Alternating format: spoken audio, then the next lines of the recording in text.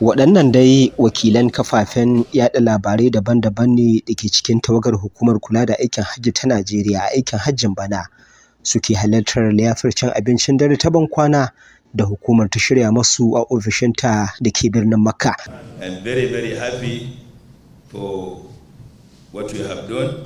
Shugaban hukumar aikin hajji ta Najeriya Farfesa Abdullahi Sale Usman, wanda ya bayyana yadda aikin bada rahotanni game da aikin hajjin bana ya kaya a matsayin abin da ya armashi matuƙa, ya ce hakan ya taimaka gaya ga samun gagarumar nasarar da hukumar da sauran masu ruwa da tsaki yanzu haka ke tunƙaho da ita. I have no word in my mind to express my feeling.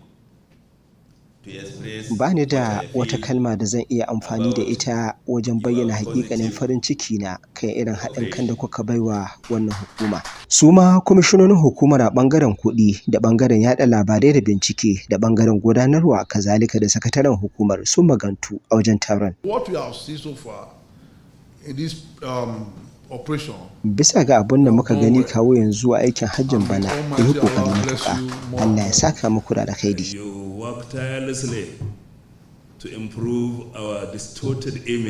Ba shakka kun yi aiki tukuru wajen dawo da martabar wannan hukuma da wasu suka yi ƙoƙarin ɓata suna a baya.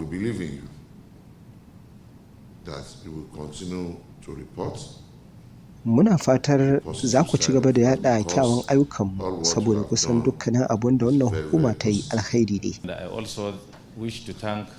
Ina kuma amfani da wannan dama in gode wa jagorar ku Hajiya Fatima Usara, wadda ta tsara tare da kula da gudanar da ayyukanku a wannan aikin hajji na bana.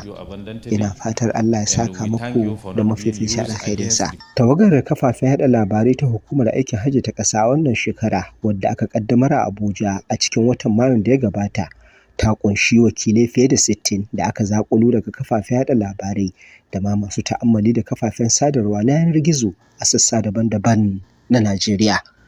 Daga Makkatul Mukarrama, Jamilu Ibrahim Gusau, labaran NTA.